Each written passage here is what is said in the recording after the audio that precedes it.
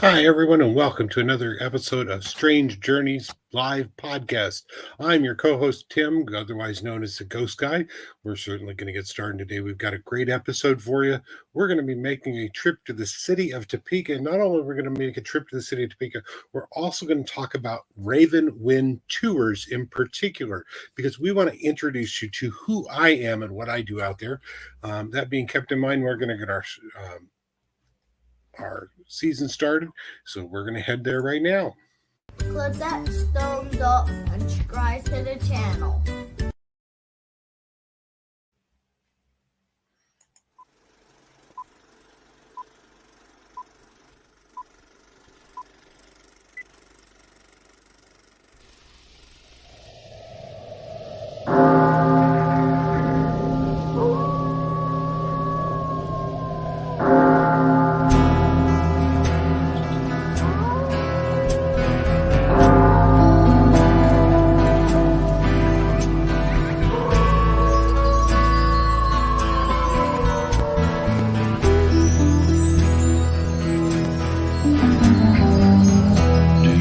Take a trip into the unknown, into the unseen, the unexplainable, and the unbelievable. Join our strange journeys.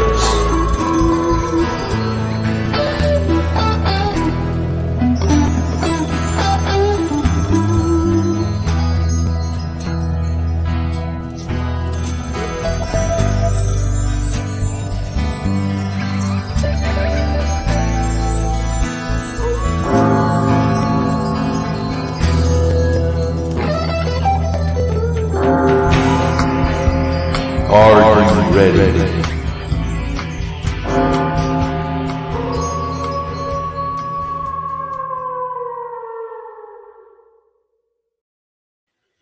Well, thanks again for joining us. I do want to remind you as we get this show started that these shows are based for your entertainment. We don't claim to be experts in the field. Although when it comes to the ghost stories of most of Kansas, I probably am considered one of the experts that is out there. So we're going to get to be exposed to some of what goes on Ravenwynd Tours tonight. We're also going to talk about our guest experiences because I think that's more important than what else is going on. That being said, you have to remember that one of the things that we base our show on is personal experience.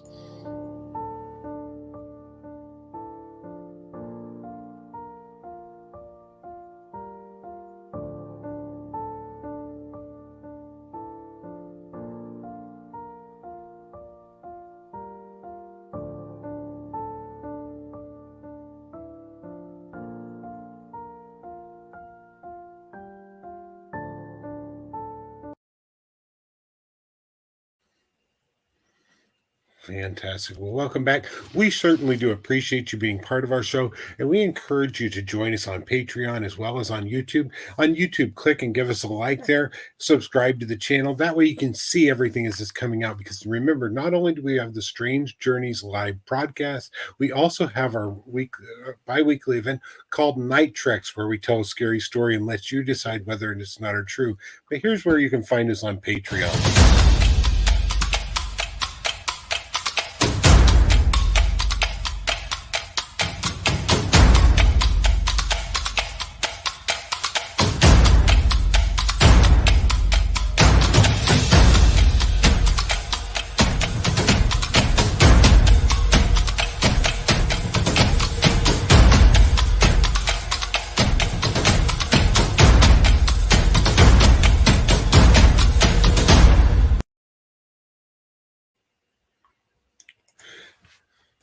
Fantastic. Just so you know, we've got some comments in the background from YouTube, so you're welcome to comment.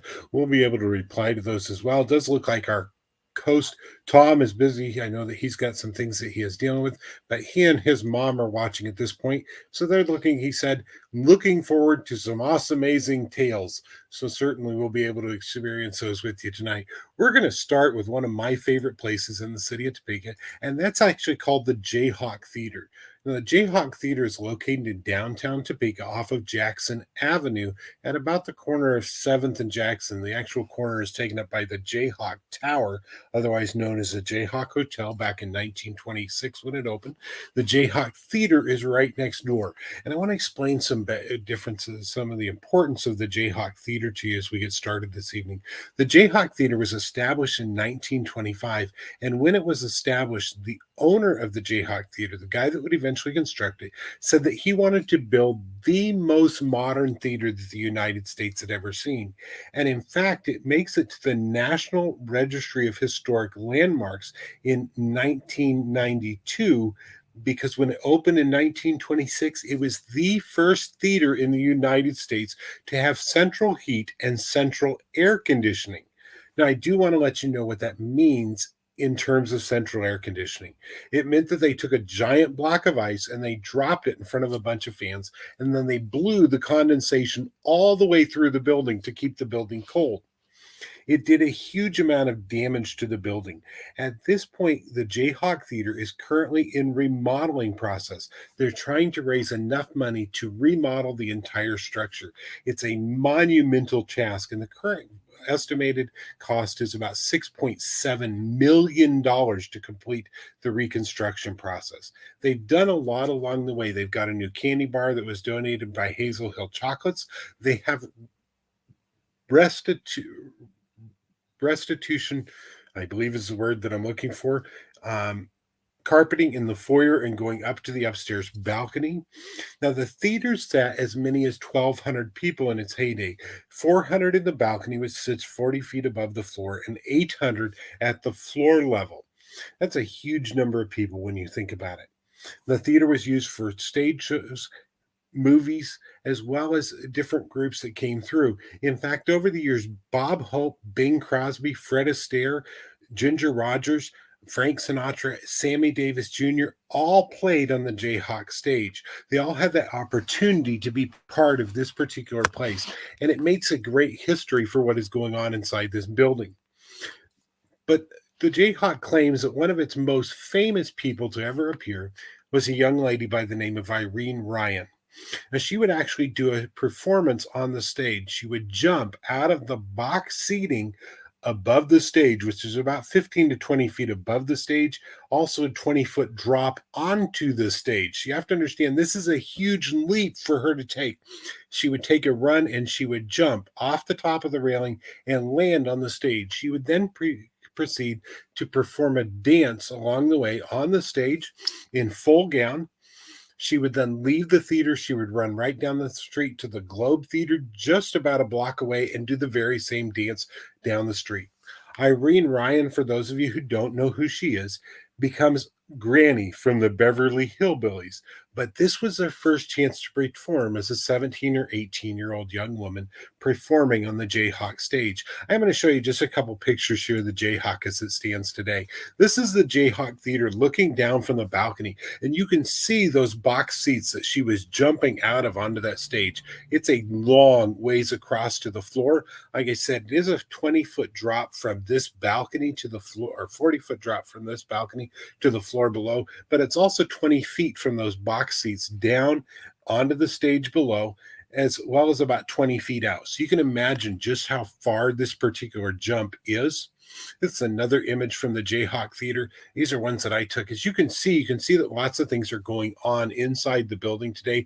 They are getting an artist to redo the fresco painting that is done up above, as well as several of the other paintings that are there. There's a room in the upstairs balcony behind the area where this is taken, where there's this huge rainbow that has been painted on the wall. Nobody exactly knows why they did that, but it's a fantastic thing to see.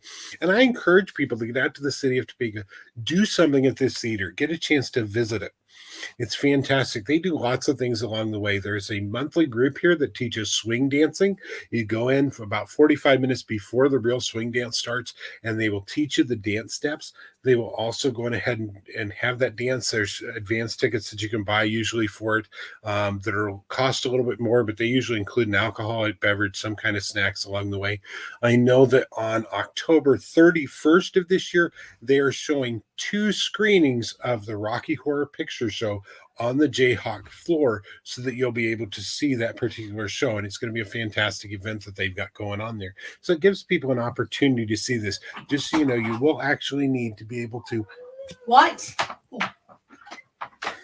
Just so you know, you will actually be able to use bring your own chairs for that event along the way. So be aware that's going on there. Also going on here is that we've got as many as 3 spirits that occupy this particular building. We're going to talk about 2 of them while we're in our show today. The first one of those is a man by the name of Roger Moreland. Roger Moreland died on the stage here that you can see in 1954.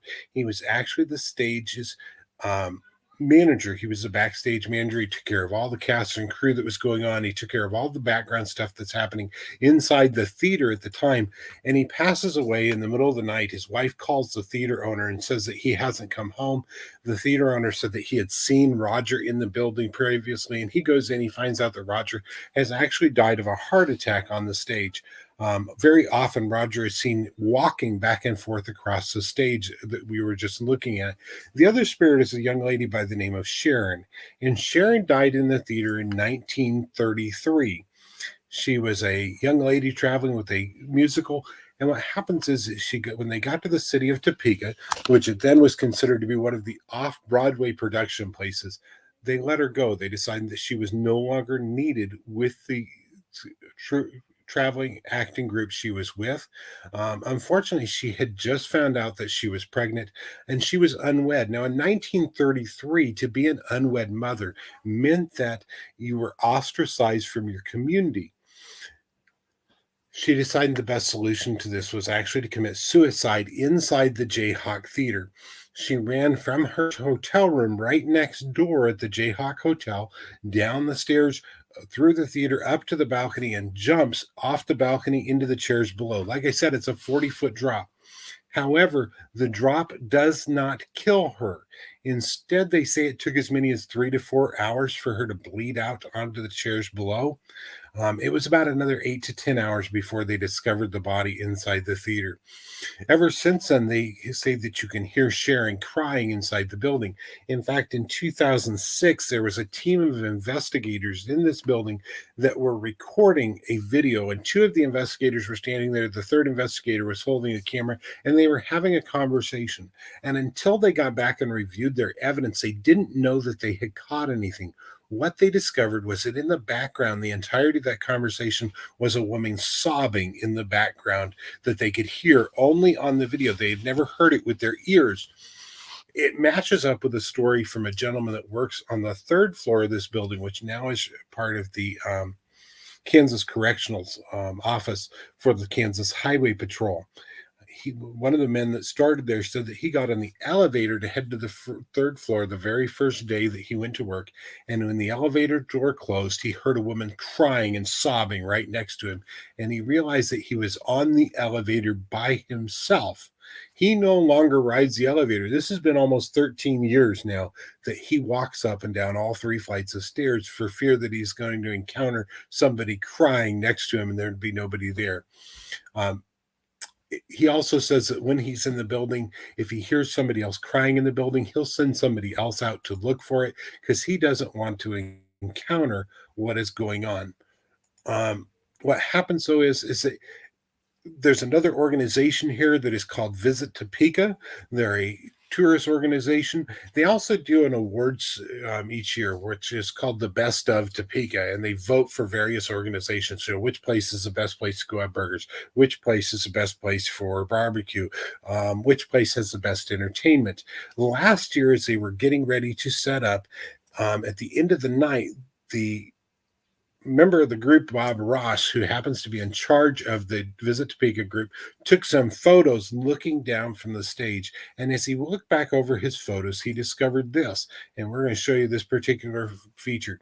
What you're seeing here is they've got lots of tables that have been set up outside out on the auditorium floor so that they can entertain the guests that are coming here. But if you look inside that circle, there's actually somebody sitting there. He was the only person inside the building when this particular photo was taken. If you draw in closer, you can see that is actually a woman that is seated in a chair that does not exist. The chairs are all at this point facing those round tables. How she's seated in a position where she can actually show the stage, we're not sure, but she's out there still. We believe, at least I believe, that may be Sharon. About this same time period that this photo was taken, I was out on the streets of Topeka with Ravenwynd Tours telling this particular story. And along the way, what happens is as I'm telling this story, it just happened that one of the members of the Jayhawks Reconstruction Council happened to be standing there smoking a cigarette, and he heard me tell the story about Sharon, and he says, hold on, wait a second, I got to go grab somebody. And he goes back into the building. He grabs 3 other members of the Jayhawk Restoration Council, and they come out and they visit with me as they're standing there. And what happens is that they're standing there along the way. And I retell the story. He says, you are never going to believe this. He says, last Saturday night, we had an event here in the building. And he said he was inside the foyer when he saw a woman in a very long black dress run through the lobby and up the stairs to the balcony. He said, but the balcony was chained off. They actually had chains going across, but one of the chains was swinging back and forth where this person had run. And he and another member went up opposite sides of the stairs. They searched the entirety of the upstairs area. They couldn't find anybody. That may very well have been Sharon running towards those steps to jump down into the Jayhawk Theater. The second place that we'll talk about is Constitution Hall. Now, Constitution Hall is the oldest standing building inside the city of Topeka. It was built in 1854, and originally it was built as a dry goods store in the downtown Topeka area. It sits on about the middle of 4th and Kansas Avenue in Topeka. What happens is that it has a very historical significance to the city of Topeka and to the state of Kansas in general. I'm actually going to show a real quick picture of this building. This is Constitution Hall prior to its reconstruction. I don't have an image of the new reconstruction that just occurred here recently. The building was recently redone. Constitution Hall is actually the entirety of those first 2 buildings, both the black and the brown brick that are there, or the lighter brick and the darker brick that are there. In 1854, Kansas was admitted as a territory to the United States. And there's a huge issue that happens here in Kansas. Historically, most people know it as the era of Bleeding Kansas. Unfortunately, what happens is beginning in 1854 all the way till 1857, Missourians and Southerners in particular were arriving in droves to the state of Kansas so that they could take place in the voting to make sure that Kansas entered the Union as a slave state. They didn't want it to enter as a free state. They wanted it to become a slave state. However, there was a group of men based out of both Topeka and out of Lawrence, Kansas, that were in the process of making sure that Kansas became a free state. And they began meeting inside the upper room of these 2 buildings so that they could gather together. And they wrote what was called the Topeka Constitution. The Topeka Constitution is then sent to the United States Congress for ratification for Kansas to enter the United States as a free state. However, President Buchanan says, wait, we can't do that. That is not an official body belonging to the state of Kansas or to the territory of Kansas. These are not the elected officials, so you cannot ratify that particular constitution. So the Constitution eventually goes away. Instead, he orders a man by the name of General Sterling Price to arrive in Kansas. And Price brings a group of troops down to this building in 1856, and he drives the Free Staters out of the building and tells them that they are no longer allowed to meet inside this particular building to make sure that the Kansas Constitution does not go through. They continue to meet in secret. In 1857, though, a man by the name of Dr. Franklin Crane, sorry about that, buys the building. Now, Dr. Crane is the city's mortician. He is a fantastic man when it comes to his records. In fact, we still in the state of Kansas have all of Dr. Franklin Crane's records that show when a person died, how that person died, the name of that person, where that person is buried. In fact, the Topeka Cemetery Association still continues his legacy today by keeping those records intact, and not only keeping those records, but keeping future records of all deaths inside the city of Topeka, just as accurate as he did. The city of Topeka's records are so intact, in fact, that they show when a tree has been planted inside of one of their cemeteries, who was there at the planting of the tree, and how old that tree may be. Most cemeteries don't do that. They go, oh, we planted a tree over there. That's good enough. How old is the tree? We don't know. It's just there. You'll have to age the tree a different way. However, Dr. Crane is also the head of the Topeka Spiritualist Society. He believes in ghosts and he wants to summon them into this building. He actually puts a basement on this particular building. It didn't have a basement prior to that. It used to sit on stilts. And he puts a basement down inside the building. They begin having seances inside the basement of this building.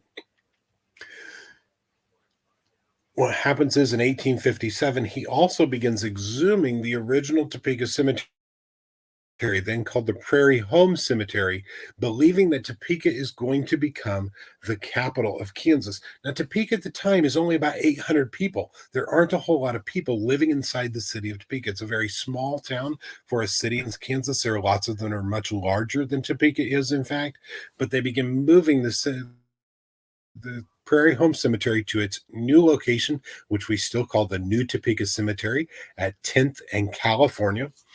And he built his house right in the middle of the cemetery. It's now used as the cemetery's offices inside the city of Topeka. But he's got a lot going on along the way. And there are lots of different rumors about this building. One of the things that is said is that there's been a portal open up inside the basement from the seances that he was doing inside the basement. Now, those that have been able to investigate inside the basement will notice that when they're downstairs on that dirt floor, the dirt begins to shift and swirl in weird directions and shifts constantly as if there might be some kind of portal that is down there. And lots of different spirits are encountered here at this particular building. A lot of different groups have talked about various spirits that they've encountered here at this location. This is one of the places that we get to visit on our Kansas Superstitions and Urban Legends tours. Now, if you look at the very top edge corner of this picture, this is not my particular picture. This was taken by one of our guests in the middle of the day. They took this picture and sent it to me, and it may be Paragolia, but if you look at the upper corner of the grayish stone building there, you're going to see a figure that is standing there inside that window.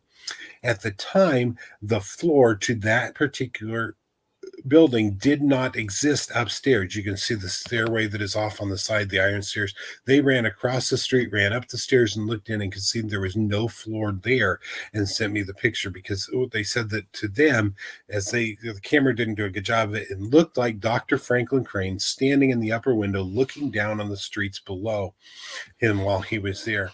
When we're doing the Topeka tour, we also use GV spirit boxes, the ghost boxes, while we're out there. We're currently using a GV17 while we're on the streets. Now, I personally don't do investigating while I'm on tour with the guests. I want them to experience what a ghost hunt is like. And so they're using things like infrared thermometers, K2 meters, GV spirit boxes. They're using their own cameras. They're using whatever devices are there, as well as dowsing rods that I provide them, just in case. We've got some great ghost hunting apps that we recommend to them. As what we've discovered over time is that a lot of times when we're at this location, we have one spirit in particular that will talk to us. And he's identified himself as George Edwards, and he talks to us all the time. He has a great time while he's here. What I discovered is after he introduced himself the first couple times, I did some research, and sure enough, Dr. Crane's records showed that there was a George Edwards that was brought to this particular mortuary in 1863 as he was traveling through the state of Kansas. Now, George Edwards, according to the state records, was a buffalo hunter for the Santa Fe Railroad. He had traveled about 3 miles outside the city of Topeka based on the blood trail they were able to find when somebody shot him through the left lung. I tell my guests the bullets then were considered to be about 50 millimeter. They were huge bullets that went through. It ripped its way through the front of his chest, out the back. and he lashed himself to his saddle so that he could make it back to the city. However, he didn't make it back alive.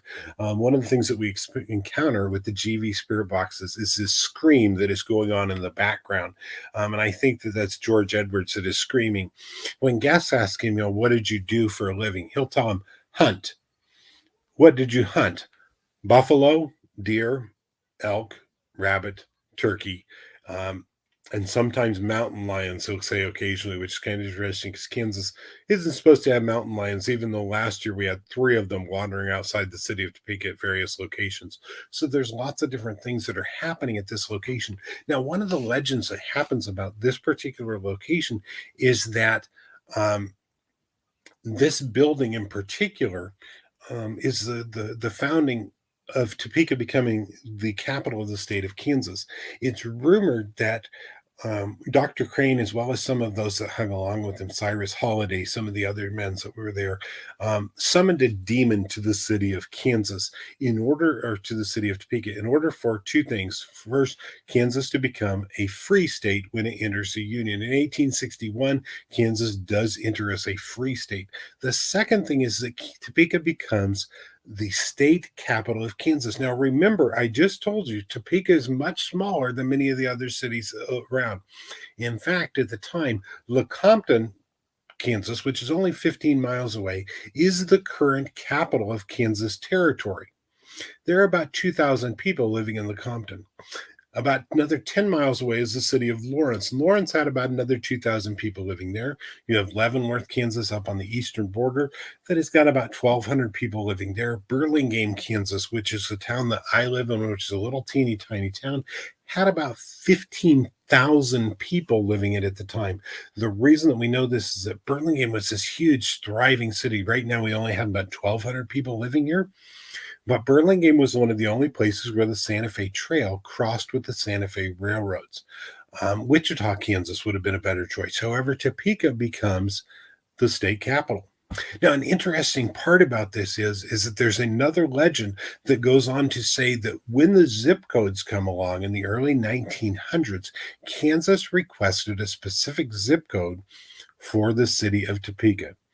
Now, if you look all the way around the city of Topeka, Lawrence is 664. Burlingame, which is where I live, is 664. Some of the ones a little bit further out are 665. However, every zip code in the city of Topeka begins with the numbers 666. I've got a daughter that lives in Topeka. Her zip code is 66614.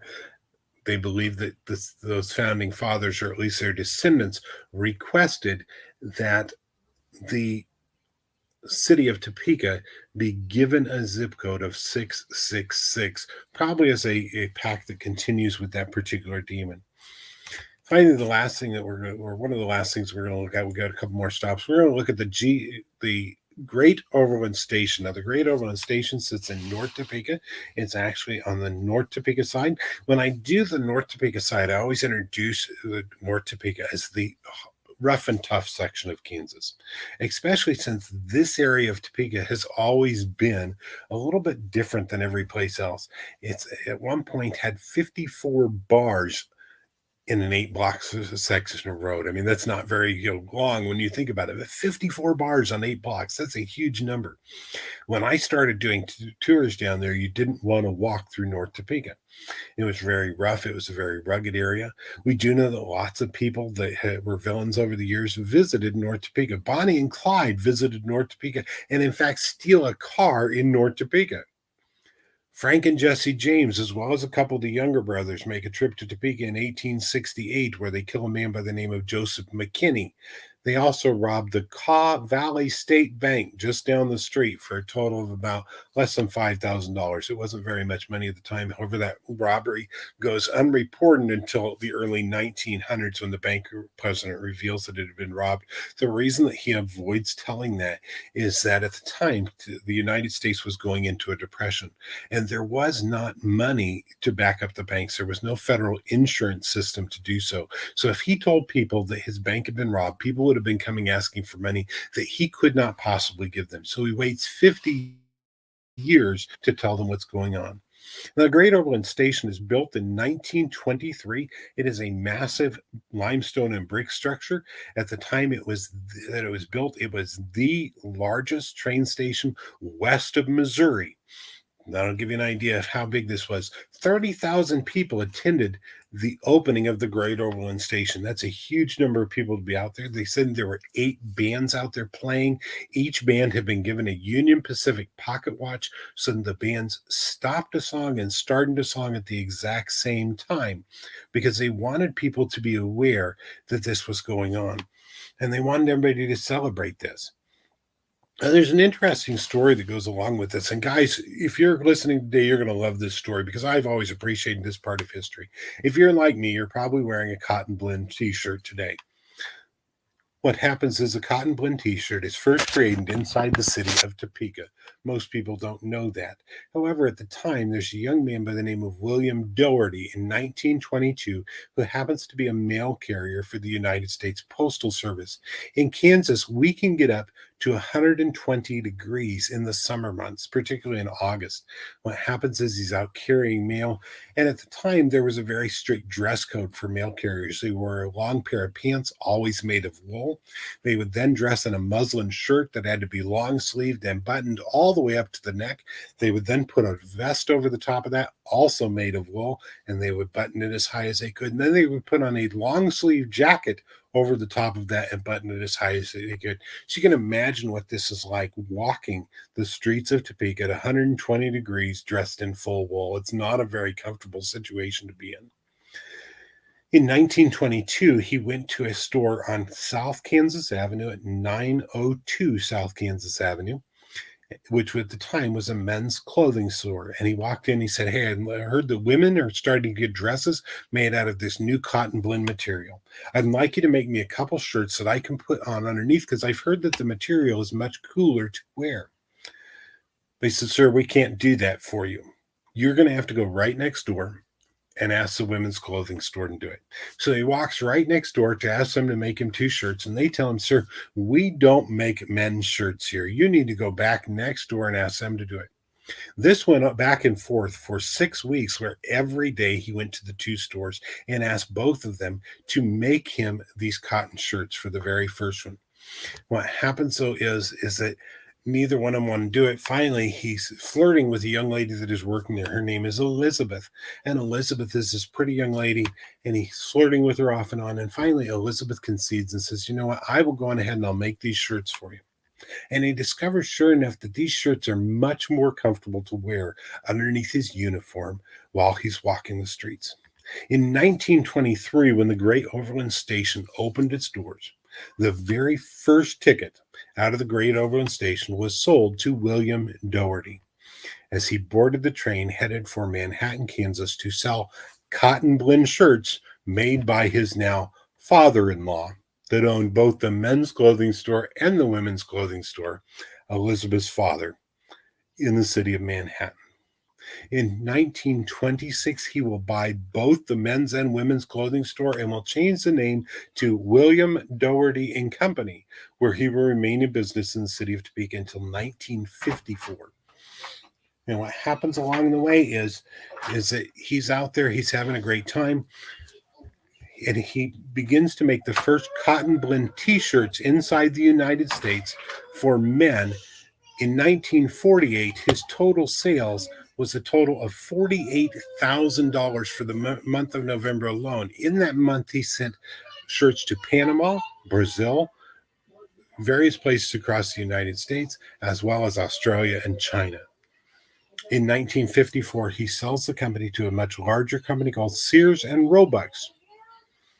The company was recently sold again, this time to Kohl's. So if you happen to walk inside Kohl's and go to the men's clothing department, you may notice things that are labeled as being from Kohl's department store that say William Doherty and Company. That's all because this great guy from the city of Kansas, who is too hot while delivering the mail, decided to have cotton blend t-shirts made for him. I'm going to pause this for just one moment with the microphone.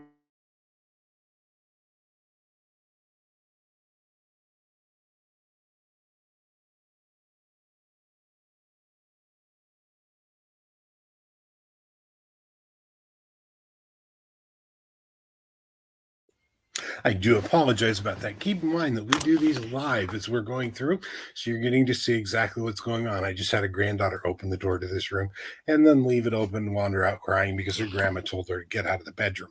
So she's not very happy with grandma at this point. Um, Now, an interesting part of this is the Great Overland Station closed its doors in 1976, continuing with the story of William Doherty. What happens is the very last people to get off the train in 1976 was William and Elizabeth Doherty. Their 5 children, 14 grandchildren, and 4 of their great grandchildren. They were the last people. Not only did he have the very first ticket into the station, he had the very last one off the train into this particular station. It's a fantastic story that goes along with it.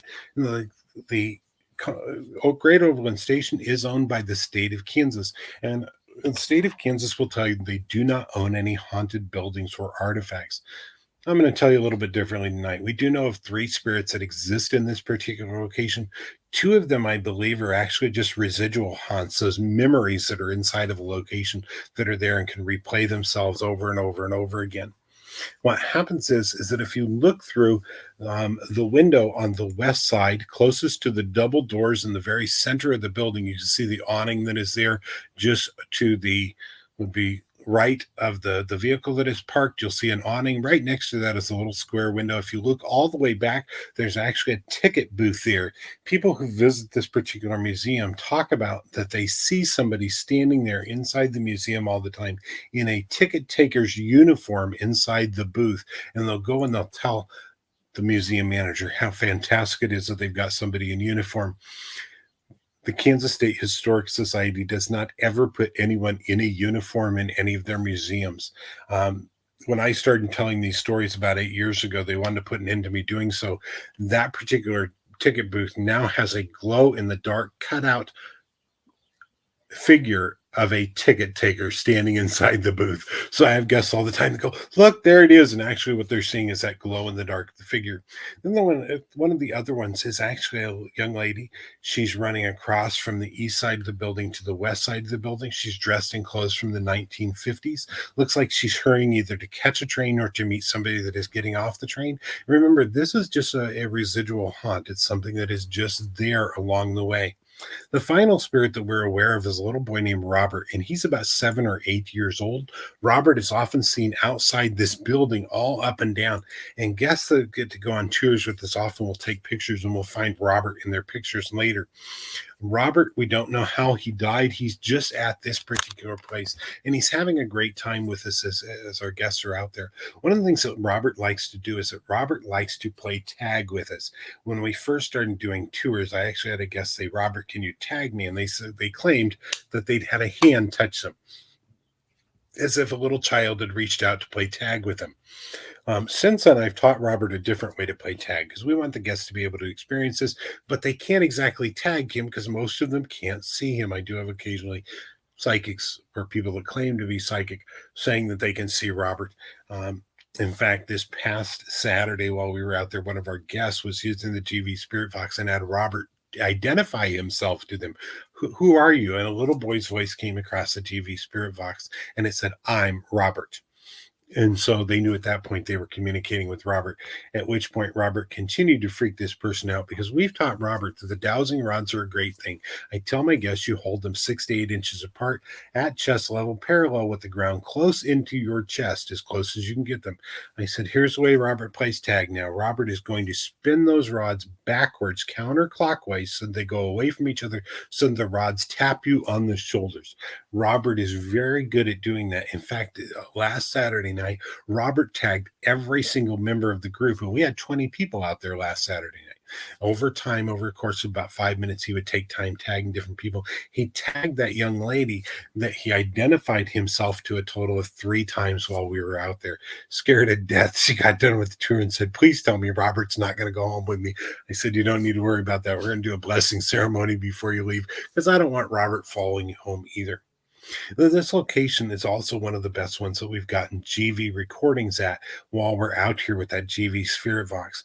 In particular, starting last year, we've started encountering a man by the name of Thomas Benjamin. Thomas Jonathan. Benjamin Jonathan is his son. Now, Benjamin was buried down in South Kansas Avenue in 1857 by Dr. Franklin Crane. Remember, we just talked about him. This is where Benjamin grew up. And so this is Thomas's land. This actually used to be farmland right here that we're looking at today. You can actually imagine, you can see the broad, flat ground that is here. It actually rises up. It sits about 15 feet above the riverbank, so it's not very far. There used to be irrigation ditches that had been dug into this. And one of our guests was using the GV Spirit Box, and she said, "Is there anybody here with us?" And I have lots of experience using a GV Spirit Box, and there was a voice that answered her. It said, "This is my farm. Get off my land." And it was a very clear voice when we heard it. And I just happened to catch it. And she says, "Who are you?" And a voice answers her back and says, "Tom." And I knew right then and there who we were dealing with, because I've dealt with Benjamin for years. And Benjamin is a great young man, or was a great young man when he died in 1857. And he continues to play with this. But I had also figured out that this was Benjamin's home when he grew up, and that Tom at one point was accused and tried for killing Benjamin. Benjamin actually died, according to Dr. Franklin Crane's records, by drowning in a canal. Now remember, I just said Tom had canals dug in here.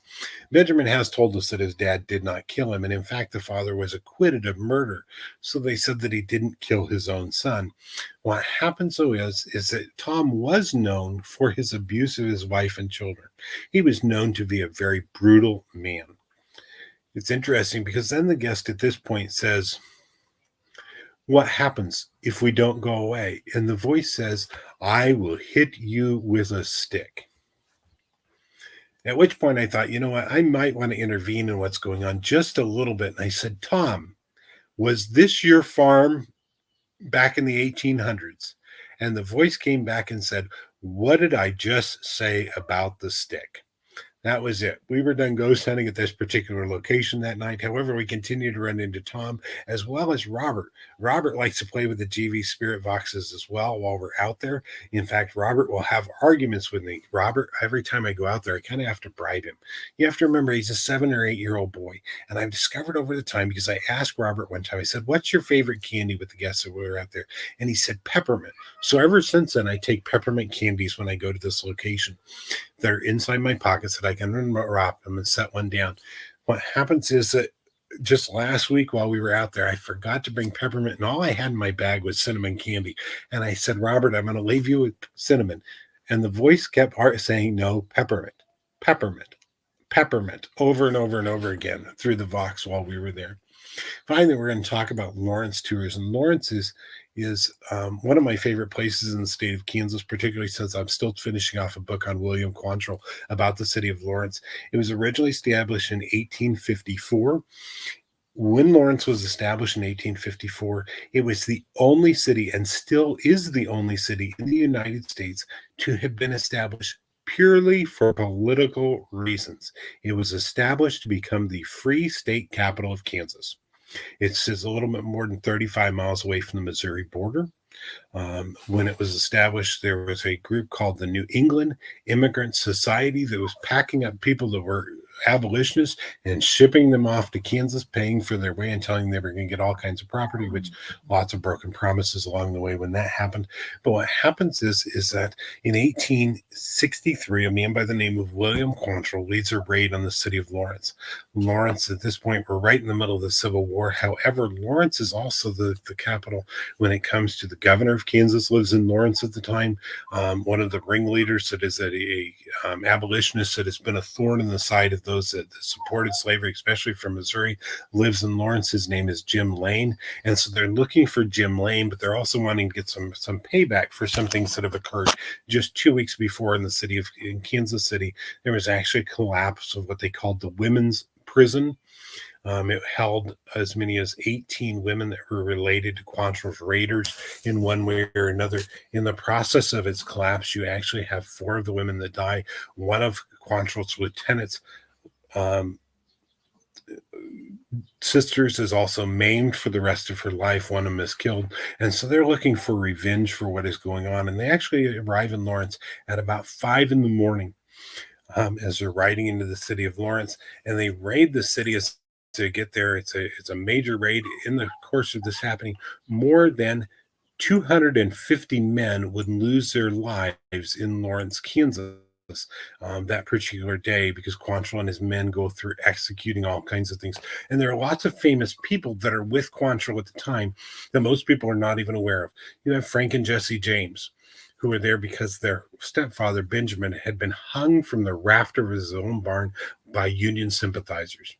He wasn't a slave owner. He didn't care about slavery. However, because he lived in Missouri, that was reason enough to hang him.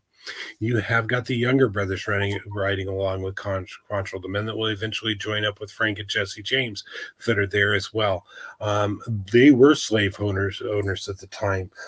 However, they were more peaceful slave owners. They were a little bit different. I know that that's kind of a political thing that lots of people don't want to talk about. However, Cole Younger talked about how his mammy, a black lady that took care of him when he was a child, when they were hunting for him shortly after the raid, he was at his parents' house, and Mammy hid him under her petticoats willingly and said, "Sit here."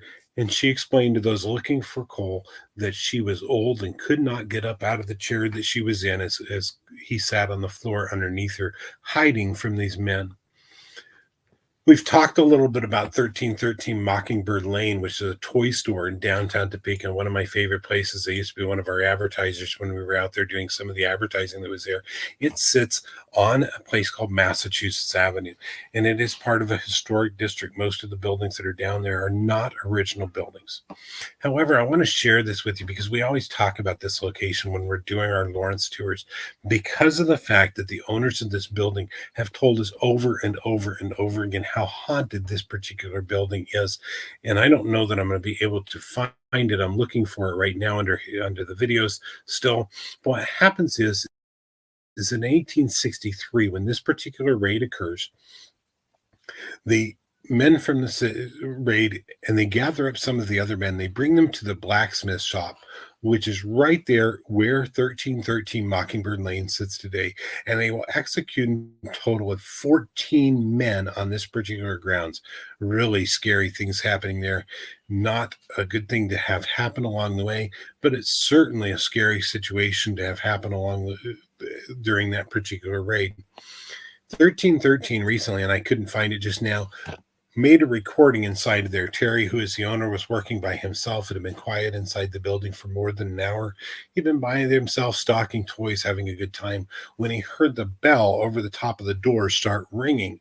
And in the video, if you get a chance to go on 1313's Facebook page, look for the video, but the bell is just swinging and ringing the entire time. And it takes him about a minute to walk over from the one side of the store to the opposite one to where the bell is and reach up and grab that bell to stop it from ringing.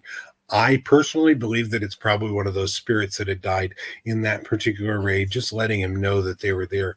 He continues to see shadow people throughout there. And has a great time. Well, I do thank you for joining us for our tour, for our event today. It's been great having you, and we look forward to seeing you again soon. We hope that you have a great evening.